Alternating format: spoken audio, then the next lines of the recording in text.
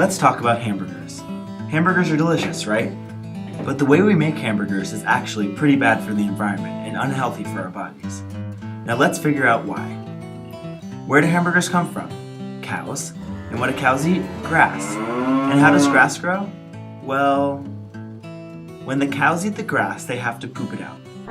This cow poop is also called manure. Manure fertilizes the grass. Fertilizer is a fancy word. It basically means something that helps plants grow. That way, cows can eat more grass when they are hungry.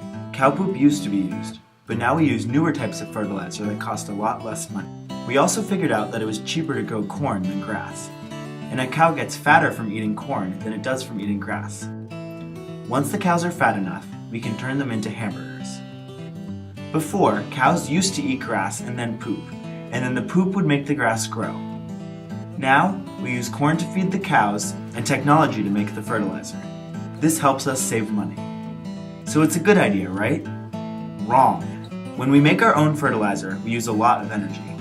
In order to make it, we must burn fossil fuels. These fossil fuels make 41 million metric tons of carbon dioxide every year. Too much carbon dioxide is really bad for our environment. Carbon dioxide is also a greenhouse gas, which is a type of gas that stays in the air. This gas makes a thick layer that absorbs heat and sends it back down to Earth. All the plants and animals on Earth need some heat from greenhouse gases to live, but we produce way too much. This excess heat is what causes climate change. You may have heard of climate change, but what is it exactly? As the Earth gets warmer and warmer, giant glaciers at the poles of the globe melt and retreat, which causes the sea level to rise. The tundra also melts, and the weather starts acting really weird. Penguins, polar bears, and other species have a hard time surviving. Does this sound good to you? No. Carbon dioxide comes from other places too. We have to get the corn to the cows so they can eat dinner. We get the corn to the cows on cars, trucks, and planes. These things all produce carbon dioxide. That makes climate change even worse. Once the corn gets to the cows, they chow down, but their tummies realize that something isn't right. The corn isn't as yummy as grass. This is because cows are ruminants. This means that their stomachs, unlike those of humans, contain rumen. The rumen has a special ability to break down grass. This is why cows can eat grass and humans cannot. We aren't ruminants. We are force-feeding the cows to eat corn, even though they like grass better. Because cows are ruminants, they fart, burp, and poop methane when they eat corn. When they eat grass, this doesn't really happen as badly. Methane, like carbon dioxide, is a greenhouse gas, but methane can trap 23 times the amount of heat that carbon dioxide can. That is not good. Force-feeding corn to cows happens in a concentrated animal feeding operation, or a CAFO. Cows are forced to eat a high-protein diet in order to fatten them up more quickly. The more quickly they fatten, the more quickly we are able to make hamburgers.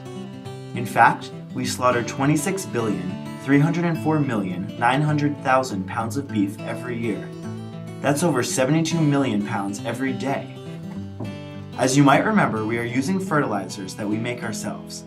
But the cows are still making poop, plus it has methane in it. Where does all of this methane poop go if we're not using it for fertilizer? Manure is often shipped off to be stored in large lagoons, or it is applied to fields that are close to the farm at a rate that is unhealthy for the environment. Manure has many necessary nutrients for the soil, such as phosphorus and nitrogen, and it is essential for plant and animal growth. But when manure is overapplied, many of these nutrients find their way off the fields and into the surrounding waters. And don't forget about the storage lagoons. If the poop isn't used as fertilizer, it is put in a big pit that they sometimes call a waste storage lagoon. But nutrients can easily seep out and overflow, making their way towards other bodies of water. But so what? Who cares if some nutrients get into the water? I thought nutrients were good for us. Well, this is a little bit different. These nutrients cause a little something called eutrophication. It's a big and scary word. The extra nutrients increase the growth of algae and other weeds, which is bad. When the plants die, they decompose, which uses up all the oxygen. The fish and the creatures in the water need that oxygen to survive, so it is harder for species to live in the water. Sometimes the water becomes undrinkable. Eutrophication can also lead to something called hypoxia. This means that oxygen is depleted. The Gulf of Mexico is the largest example of this because there are so many cows that live along the Mississippi River. That's a lot of poop which all flows down the river and into the Gulf. All of this eutrophication creates a dead zone. The Gulf of Mexico dead zone is 8,543 square miles large. That is as big as 4,134,812 football fields. This dead zone is experiencing hypoxia, which means that there is no oxygen, so no animals or plants can live in that water.